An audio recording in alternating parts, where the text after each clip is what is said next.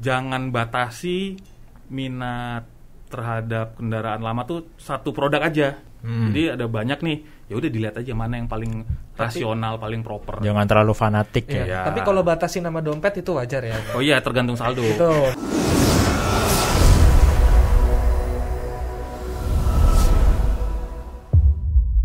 Welcome back to Carvaganza. And let's talk about car. Kembali lagi di podcast Carvaganza. Dan kali ini kita akan bahas ini nih, Apaan tuh?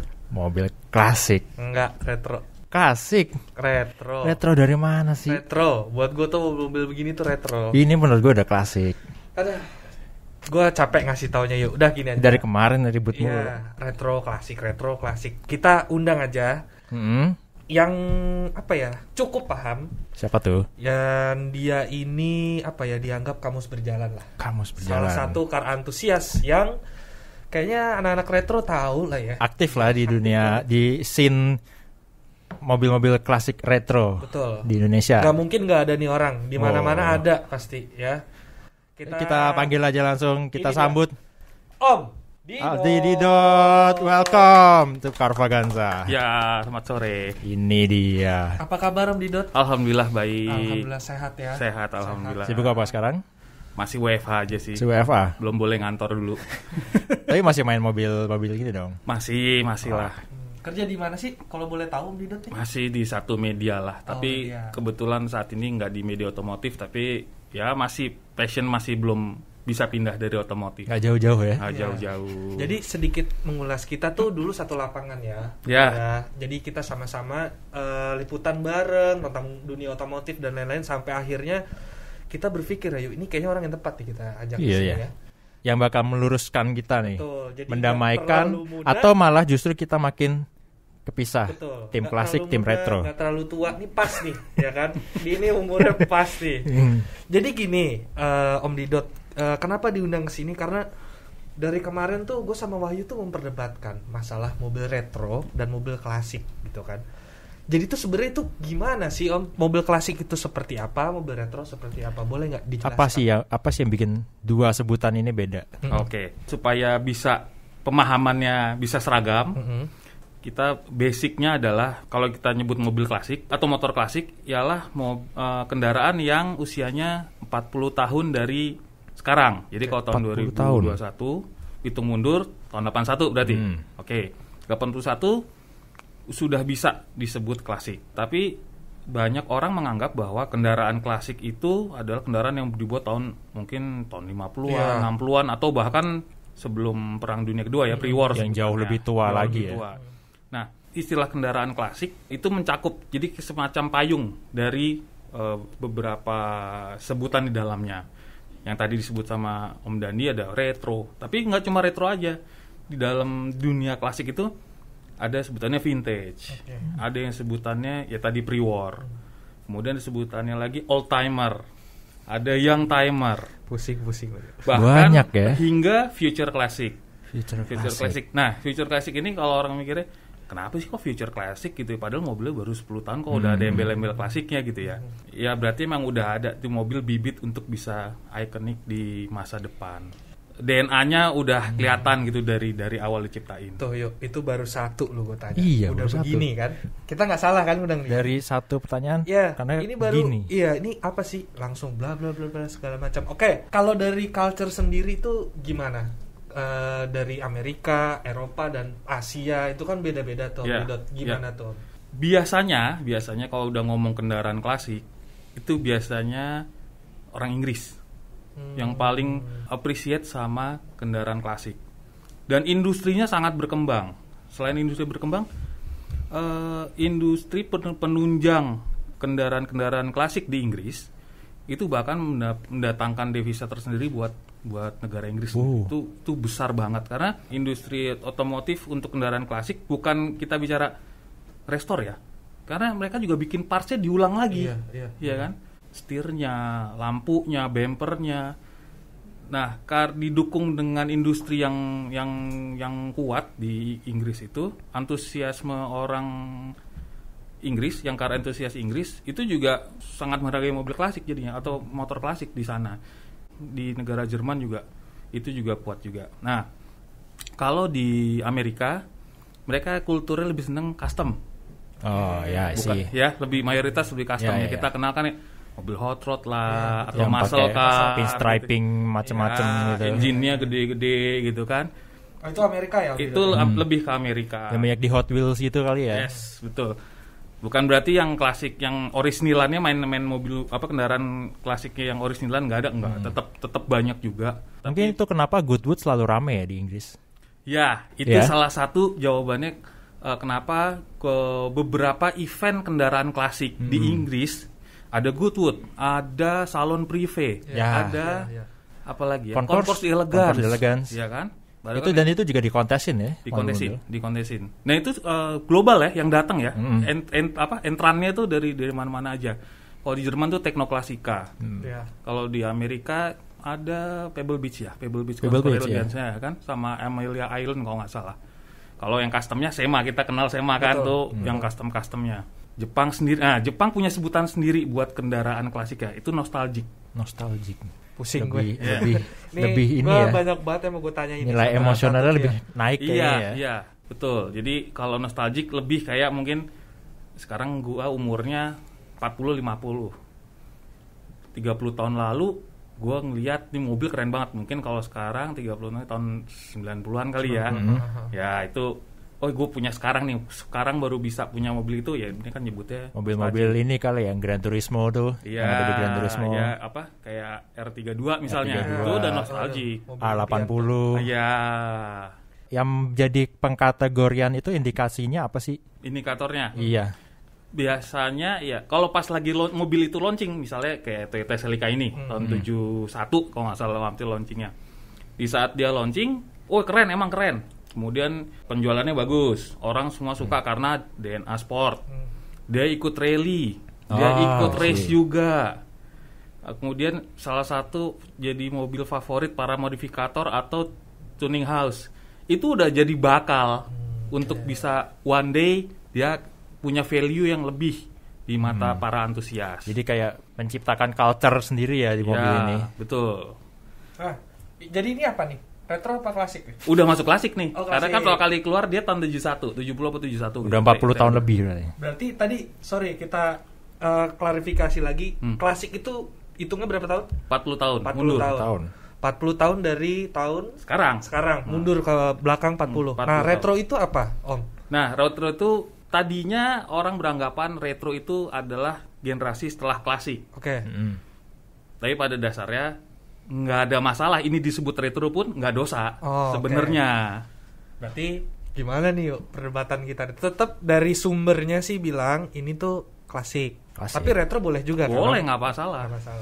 Nggak masalah. Tergantung ini kali ya. Kita nyebutnya lebih enak yang mana. Selama masih dalam bracket pengkategoriannya usianya. Tapi jujur sih, gue sendiri belum puas gitu. Ini tuh sebenarnya klasik apa retro gitu. Karena apa ya, mobil-mobil gini deh, Datsun 510 Bluebird misalnya. Itu apa? Itu klasik. Kalau menurut saya klasik karena dia lahir pertama kali tahun 68. Karena umurnya udah masuk. Udah masuk. Ya, Nah, dari tadi ngomongin mobil orang. Om Didot punya nggak mobil klasik atau pernah nggak melihara mobil klasik? Kalau saat ini lagi nggak punya karena udah terlalu lama main gituan, terus belum ada waktunya lagi yang tepat lah. Cuman nggak pengen jauh-jauh dari dunia itu, masih menjalin hubungan yang baik sama para owner atau para car enthusiast yang suka mobil klasik. Kalau bilang pernah, mungkin saat dulu punya itu mobil belum jadi klasik atau belum jadi retro atau belum jadi apa. Pada saat itu ya, waktu zaman awal-awal kuliah punya mobil lama hitungannya. Kalau teman-teman bilang, mobil lu tua banget sih gitu kan. Mobil tua, sekedar mobil tua. Tapi ternyata seiring berjalannya waktu, mobil lo udah masuk kategori klasik ya. Iya sekarang, dulu sih sekedar mobil tua aja gitu ya. Apa tuh? Start pertama punya mobil lama tuh ya. Tahun 98 tuh punya Peugeot 505 GTI. 505. Tahun 87. Jadi itu tahun 98. Itu mobilnya usianya udah 11 tahun ya. Ya pada saat punya itu sempet jadi pertanyaan di rumah, di orang tua kan, ngapain sih pakai mobil? Pasti itu ya. Iya kan? Ya. Padahal di saat itu udah dibeliin Suzuki Katana GX. Aduh, tuh. Jadi mobil hobi banget mobil itu. Impian gua sih, impian Batam gua tuh. Saat itu kan enggak ya? Saat itu kan bukan. Iya. Karena Suzuki masih baru. Karena masih baru. Iya. Iya kan? Mobilnya tahun 95 kalau salah Katana GX tuh. Zaman-zamannya lagi Great Corolla gitu. Yes. Boxer. Iya. 50 juta cuma ya mobil Eropa keluaran lama udah gitu aja. Jadi Katana dijual, beli itu. Terus wah, ini bisa ngerawatnya enggak? Nah, pertama kali punya mobil lama itu ya. Umurnya nggak lama kok, cuma 2 bulan. Kenapa tuh, Om? Beli, bener-benerin. Ternyata cuma ego doang. Cuma menuin ego doang. Tapi memang nafsu aja. Tapi jujur dari SMP punya dream car tuh 3. Apa aja? Peugeot 505. Udah kesampean ya satu. Udah satu. Mercy Mini sama Fiat 132. Oke. Wow. Udah selesai karena itu ego aja selesai. Udah pakai velg 17 bla bla bla gitu kan. Pakai sound system. Udah segitu aja. Jual. Beli Mercy Mini 280. Lebih tua lagi. Iya. Lebih parah lagi. 80-an kan. 76. Makin Parah kan? Makin parah lagi. Belinya sih masih ada selisihnya waktu itu. Bangun ngecat ini itu bla bla bla lagi ganti velg. Era itu tahun 2000-an awal ganti velg gede kayaknya lagi tren ya. 17 inch itu dulu udah gede gede banget gitu kan. Terus bling-bling lah. Iya, terus ya agak maksain padahal kalau dilihat sekarang kan mobil klasik atau retro kalau bisa period korek gitu kan. Iya. Yang sesuai dengan eranya. Ini agak nekat juga udah jadi jual. Nah, selesai jual Mercy Mini udah tinggal satu berarti dream car ya. Fiat ya. Fiat dapat ternyata. Checklistnya penuh ya. Enak ya. Jadi dia kayaknya enak ya. Tapi nggak pernah pasti jual nggak ada yang untung ya. Impas aja enggak gitu. Mobil ya. hobi biasanya gitu. Iya udah pasti. Itu. Nah, udah dapet Fiat. Itu pas udah kuliah, ya udah daily driver kuliah lah Fiat itu.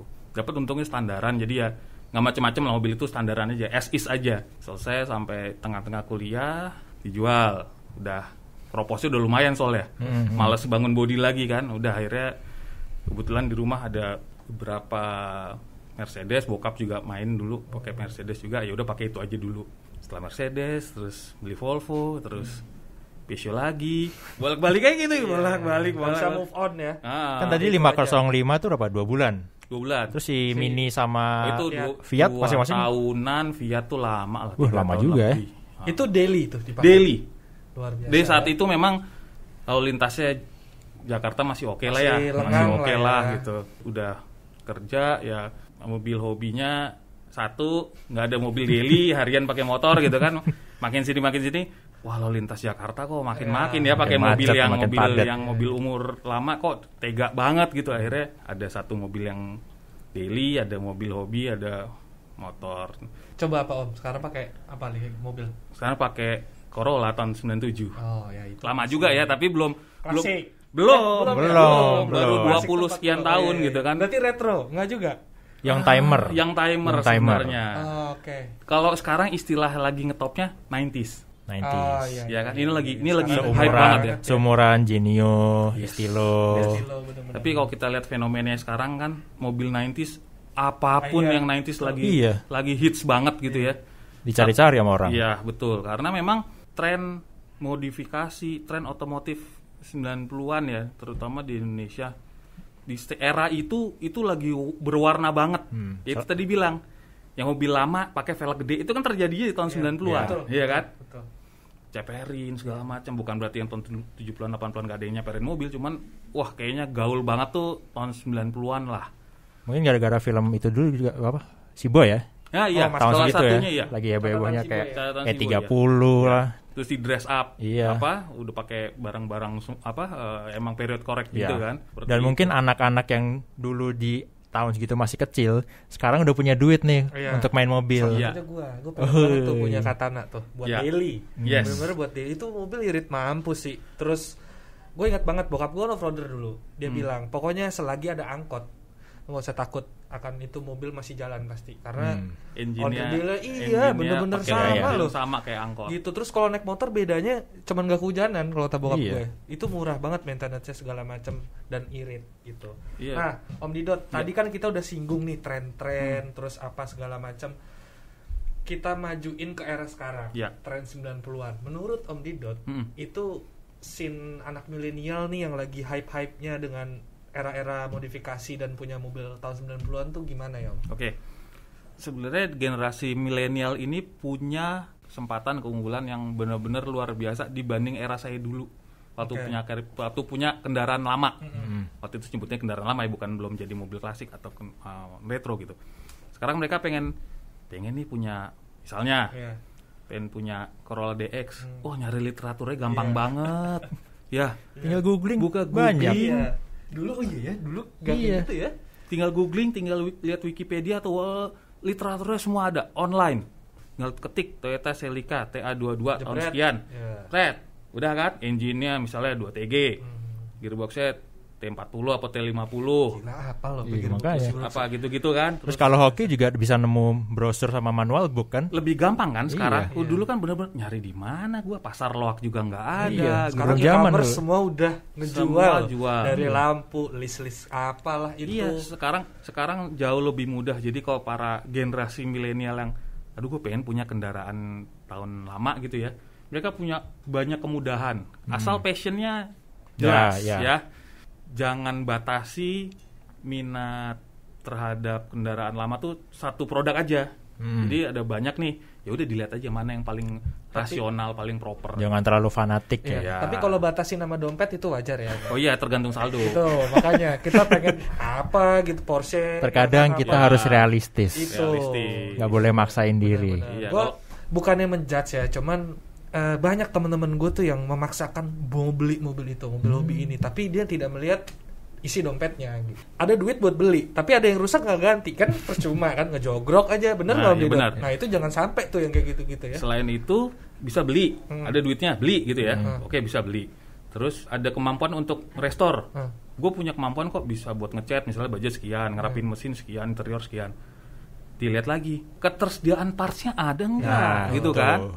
Susah atau tidak? Ceki dulu ya, maksudnya kalau harganya parts engine-nya murah, cuman nggak ada, kan jadi repot. Soalnya makin langka juga makin mahal kan jadinya. Biasanya. Jadi menurut Om Didot ini sah-sah aja ya. Anak-anak generasi milenial tuh mulai suka dengan mobil klasik retro, nggak masalah ya. Asalkan tadi itu ya ada beberapa poin-poin yang harus diperhatikan, kayak ngecek dulu nih sebelum beli mobil klasik itu partsnya ada nggak, ya kan. Terus isi dompet juga yang penting kan. Oke, Om Didot, kita geser sedikit tentang masalah isu milenial.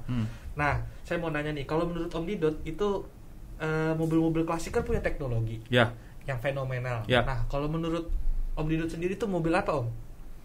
Yang mobil klasik fenomenal di saat itu yang punya teknologi yang kayaknya masih oke dipakai zaman sekarang gitu. Sebenarnya kalau disebut satu mobil bukan mobil ya. Tapi ada salah satu komponen yang menurut saya ini lahirnya di tahun 50-an. Tapi sampai detik ini kita semua atau kendaraan kita semua pakai teknologi itu. Apa tuh? Electronic fuel injection.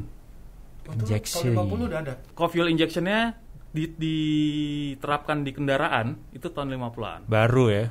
Baru, karena itu menganut dari sistem pesawat terbang. Nah, kemudian elektroniknya tahun 60-an. Tahun 50-an akhir 60 itu menurut saya salah satu otomotif Marvel ya. Kalau dibilangnya itu benar-benar mengubah arah industri ya. Scene otomotif gitu. Fuel injection tuh menurut saya itu. Sekarang kendaraan apa sih yang nggak pakai fuel injection? Iya. Nah, ingat nggak itu apa Om? Mobil apa tuh yang dipakai dengan itu? Kalau yang mulai banyak dipakai, kan satu produksi itu dipakai semua, itu Mercedes-Benz 300 SL Gullwing. Oh iya. Tidak hanya fuel injection, itu belum elektronik ya. Tidak hanya fuel injection, tapi itu direct fuel injection. Itu teknologi di pesawat itu. Udah satu step lebih tinggi daripada full injection. Banget tuh ya. Dan sampai sekarang masih dipakai. Ya. Tapi kalau ngomong injeksi bahan bakar, awalnya kan di industri ya, itu kan mesin diesel, ya kan, dia pakai injeksi kan. Tapi kan belum taruh di mobil. Ya, kalau yang udah mass start dari situ banyak lah mobil. Mulai banyak, meskipun berangkatnya pelan-pelan dari tahun 60-an, terus 50-an akhir 60-an Robert Bosch itu mempopulerkan ya, dari mobil paling high end sampai startnya VW itu udah mulai pakai tuh tahun 60-an akhir. Jadi lebih gampang diakses ya teknologinya. Termasuk kalau nggak salah Bosch kan juga supplier ini ABS ya. ABS tuh tahun 60-an akhir apa 70-an lah tuh ABS anti-lock braking system. Sekarang mana ada mobil nggak punya ABS? Iya, agak belum. Iya. Asal berhenti selamat. Iya, syukur juga. ABS airbag juga kan mulai tuh tahun-tahun era itu. Tapi menurut saya adalah salah satu yang merubah scene industri otomotif adalah fuel injection ya. Tapi itu nggak tahu ya. Sempat dengar aja bicaraan. Katanya kalau mobil udah pakai injection itu udah nggak klasik lagi. Ada golongan yang nyebut kayak gitu. Lu karbu, lu klasik. Lu injeksi, nggak modern. Itu gimana tuh? Contohnya ini Celica lagi ya. Oke. Celica ini kan Celica GT itu ada dua engine tawarkan. Jadi engine-nya kan 2 TG tipenya. Itu ada 2 TG karburator, ada 2 TG injection loh. Nah kan di era yang sama masa masih dibilang nggak klasik lagi? Ya makanya. Iya kan? Kayak itu kembali lagi. Mercedes Gullwing masa nggak boleh sebut klasik? Cantik gitu lahirnya itu mobil kurang cantik apa lagi gitu kan? Jadi, di lelang juga harganya tinggi kan. Jangan mengkotak-kontakan klasik atau retro gara-gara lu pakai injection, lu pakai enggak juga, jangan. Iya deh. Udah berarti clear ya, kita udah tahu tuh apa mobil retro, mobil klasik tuh yang gimana. Sebelum lanjut, kita mau nanya dulu nih kalau Om Didot. Bisa tahu ini semua wawasan otomotif tuh awalnya gimana? Tumbuh dari rumah gitu ya. Keluarga. Jadi kebetulan almarhum eyang, almarhum bokap itu emang senang mobil. Jadi berangkat dari situ ngelihat diajaklah ke bengkel bubut, dibawalah ke bengkel karburator gitu. Jadi mulailah tumbuh sense interest seneng otomotifnya. Nggak langsung sih, mulai bisa nabung dikit SMP gitu kan, bisa beli majalah mobil gitu kan, makin banyak dah informasi yang bisa didapat. Om Didot sekarang pakai mobil klasik? Enggak. Tapi aktif kayaknya nih dia di salah satu klub ya. Di mana-mana ada. Di mana-mana. Member satu klub enggak, tapi pengen bisa kenal lah sama banyak karena antusias. Makanya dari dulu lu join klub ini, join itu. Kalau gue join klub ini gue nggak bisa main ke klub yang sana gitu kan. Agak susah ya. Si Om Didot ini Thomas nih, tokoh masyarakat. Jadi di klub ini si ini Om Didot tahu lagi kayak gitulah. Tapi tidak menetap di dalam satu klub gitu ya. Iya, biar bisa kemana-mana. Ya, biar bisa kemana-mana. Jadi misalnya kayak sekarang lagi pakai Corolla yang all new gitu ya. Ya main sama komunitas tuh main, cuman supaya bisa main ke yang lain juga gitu ya, nggak perlu gue pakai bendera ini segala macam, nggak perlu lah gitu. Oke, kita agak santai dulu, kita main quick Q&A. Jadi Dandi bakal ada beberapa Q&A cepat. Jadi ada 5 pertanyaan dan ini kita nggak brief nih, jadi bener-bener ini mendadak, dia nggak tahu semua. Gue nggak tahu. Dan dia yang bikin tamu ini kita bikin episode sebelumnya Mas Rudi Salim dia bingung nih, jebakan Rambo ya, jebakan juga buat dia bingung juga. Mulai Dan. Ada 5 pertanyaan. Setiap pertanyaan harus dijawab cepat tanpa ragu. Oke, siap ya, Om Didot. JDM atau mobil Eropa? B, Eropa. BMW atau Mercedes-Benz? Mercedes-Benz. Volvo atau Audi? Volvo. Station wagon atau sedan 2 pintu? Station wagon. Ngoprek mobil atau koleksi diecast? Ngoprek mobil. Oke, terima kasih. Mantap. Ini tadi ada satu pertanyaan yang apa tadi? Volvo atau Audi? Ya. Ini tabrakan juga nih sebenarnya nih sama batin. Kan bingung kan akhirnya kan?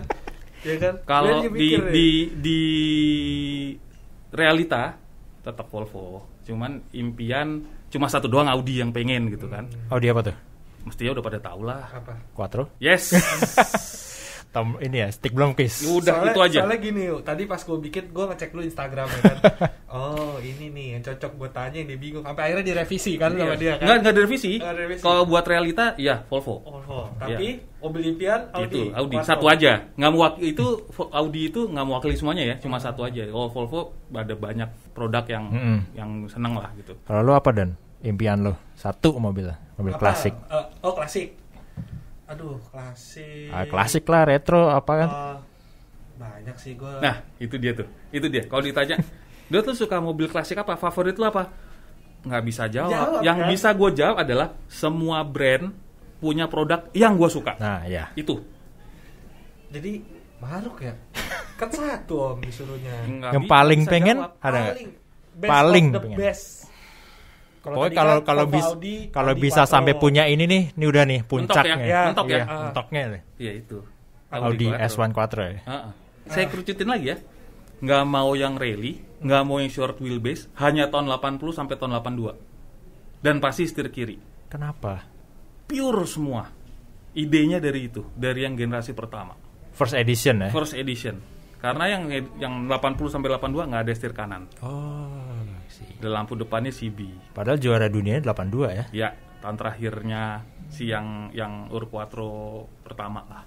Dan itu mobil pertama di WRC yang pakai 4-wheel drive juara ya? Dan turbo. Minta tipsnya dong Om Didot nih milenial ketika baru mau memulai untuk main dan terjun di dunia mobil retro dan klasik. Itu tips-tipsnya gimana ya? Okay, apa yang perlu diperhatikan? Ya, tadi kan sempat di-mention dikit ya. Satu adalah tentukan mobil apa sih yang dipengenin gitu ya. Passionnya sampai mana dilihat lagi. Passion ini juga harus dibangi sama konsekuen. Jadi misalnya emang mau beli gitu kan, dilihat lagi. Ini saat udah beli, gua mau ngapain? Betul. Mau nyari mobilnya yang langsung bisa buat daily driver, atau yang buat weekend doang, atau yang buat pameran doang, atau emang pengen bangun, cari informasi sebanyak-banyaknya, baik itu dari teman, dari car enthusiast lain, atau dari literatur, atau dari referensi, semuanya ya. Baru bisa tentukan beli. Oke, kita kecilin lagi. Menurut Om Didot, yang lagi hype tuh apa sih Om? Mobil-mobil retro klasik gitu yang sekarang nih. Yang termudah buat generasi ini buat juga jadi masukan yang baru mau terjun. Ya. Karena hype-nya sekarang 90s, kayaknya yang 90s paling gampang ya. Soalnya kalau misalnya udah beli mobil yang 40 tahun atau 50 tahun mundur gitu, gue pengen beli mobil yang tahun 70-an. Ya nyari bahannya udah susah ya. Tapi ada satu hal yang unik lah. Kayak 2 minggu lalu nemenin ya teman kita juga lah, sama-sama di media juga. Ada di sini nggak orang? Nggak ada. Ya ada ratusan orang soalnya. Ya mungkin yang nonton, mungkin dia nonton juga nih. Kita nyari body part nih buat mobil gua. Mobilnya Kijang. Carilah ke tukang jual body part gitu ya. Sana sini. Men gak nyangka lo nyari body part Kijang itu susah. Padahal Kijang loh. Mobil susah paling populer di masanya. Jemputan gue dulu tuh SD Kijang. Kijang tahun berapa? 2001 loh. Udah kapsul loh. Udah kapsul yang EFI lagi. Iya. Ya.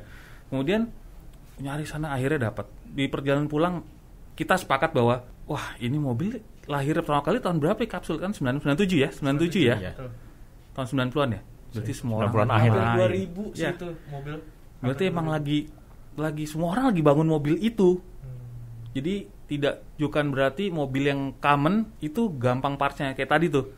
Wah, ketersediaan parts gitu ya. Mudah atau tidak. Ternyata mobil yang common belum menjamin bahwa partsnya gampang. Iya loh. Dan harganya juga tinggi ya gitu. Lumayan sih untuk barang second, tapi bagaimana lagi? Karena, barunya kan nggak ada. Karena ketersediaannya juga pengaruh ya. Berarti memang kalau kendaraan yang hype itu mempengaruhi harga ya? Yes. Itu pasti tuh yang pasti.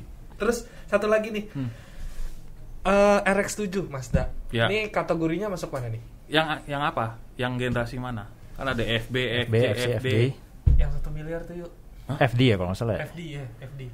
Yang FD itu tahun 90-an ya? 90-an itu tembus 1M. Oke. Nah, itu tanggapan menurut Om Dido tuh kayak gitu-gitu tuh kenapa sih bisa 1M, terus karena apa lah, kakak atau apa gitu? Ya, FD kan nggak resmi masuk ke Indonesia. Oke. Itu mobil juga ikonik. Engine-nya juga beda lah ya, rotary kan. Kemudian emang bentuknya bagus, kalau dibilang timeless menurut gue itu. Ya. Itu salah satu sports car Jepang paling cantik. Iya, bentuknya bagus, kemudian performance oke, mesinnya beda sendiri gitu kan. Kayaknya di dunia kalau ngobrolin RX-7 nggak ada yang apa sih RX-7 jelek mobil, nggak ada, kayaknya nggak ada kan, meskipun dia pasti gini semua, bukan antusias Mazda sekalipun, tapi ngomong RX-7, oh keren tuh mobil gitu kan, bintang film juga, iya kan, ya itu kalau misalnya harganya 1M, wajar nggak? Ya wajar, sah aja, bukan wajar ya, sah aja, karena di Indonesia, misalnya di Indonesia gitu kan, karena mobilnya emang nggak banyak, habitatnya juga langka, price juga jadinya. Iya, punya RX-7, masalah sehat atau tidak punya dulu, tapi kan udah tahu resikonya. Kalau punya mobil yang unik gitu ya harus special care kan. Kalau ada mobil gue Ferrari nih, gue RX-7, itu udah. Nah, kayak gitu tuh. Iya. Jadi ada Ferrari, ada yang beranggapan Ferrari terlalu common, ya mobilnya banyak, harganya mahal, memang harganya mahal. Tapi kalau di luar Indonesia, RX-7 FD itu mungkin masih affordable bagi beberapa orang ya, beberapa karena antusias kami. Tapi karena di Indonesia, karena unitnya juga langka, harganya segitu ya, value-nya udah nggak tahu. Makin gitu, tinggi lagi. Makin langka lagi karena tahun lalu ada yang kebakar kan. Iya. Pusing gue. Tapi sumpah ini seru banget obrolannya. Dan sebagai penutup ada satu pertanyaan dan ini harus dijawab dengan apa ya? Dari lubuk hati paling dalam. Apa harapan untuk scene mobil klasik atau retro di Indonesia nih ke depannya? Ya, makin hari kendaraan klasik kan semakin makin terancam kalau menurut saya ya, usia. Kemudian jumlahnya juga ya karena memang usianya udah makin tua kan, pasti ada yang rusak, ownernya nggak sanggup benerin atau ngerawat gitu ya. Harapannya adalah semakin banyak orang-orang yang bisa melestarikan. Nggak perlu orang yang harus udah usianya 50 tahun gitu, nggak melulu harus mereka yang bisa merawat mobil klasik, tapi yang generasi mudanya juga yang punya passion kuat terhadap kendaraan klasik itu bisa nerusin nih tongkat estafet, mereka bisa ngerawat gitu kan, asalkan ya itu passionnya dulu deh. Terima kasih Om Didot sudah mampir di podcast Carvaganza. Ini sangat bermanfaat banget. Sangat bermanfaat, biar orang nggak ribut lagi ya. Iya, tapi jujur mungkin abis ini gue bakal ngobrol banyak kemudian di belakang nih. Banyak ilmu yang bisa kita bisa kita pelajarin ya. Ada keterbatasan waktu ya. Keterbatasan waktu. Sekali lagi terima kasih Om Didot. Sukses terus. Thank you. Sehat-sehat. Ya. Keep retro ya. Apa keep klasik? Gue sih klasik. Ya udah, gue tetap retro. Yang penting kita nggak berantem lagi sekarang. Iya. Kita udah tahu pemahamannya, apa itu klasik, apa itu retro, dan ternyata ya seharusnya nggak jadi bahan perselisihan sih. Oke, sekali lagi terima kasih Om Didot. Jangan kapok kita undang ya. Ya, anytime. Yes, tetap bongkar-bongkar mobil tuanya. Jangan lupa kita sharing-sharing terus ya pokoknya ya. Semoga kesampaian punya mobil impian ya. Insya Allah, jika diizinkan sama Yang Maha Kuasa. Amin. Jadi itu dia podcast Carvaganza untuk tema mobil klasik atau retro bersama Om Didot. Terima kasih udah nonton podcast ini. Kalau suka silakan klik tombol like. Jangan lupa juga untuk komen di kolom komen. Dan yang terpenting jangan lupa subscribe ke Carvaganza. Jangan lupa juga untuk main-main ke channel The Official Auto dan ke website carvaganza.com, auto.com, dan zigwheels.co.id. Sampai jumpa di konten Carvaganza selanjutnya. And let's talk about cars. See ya.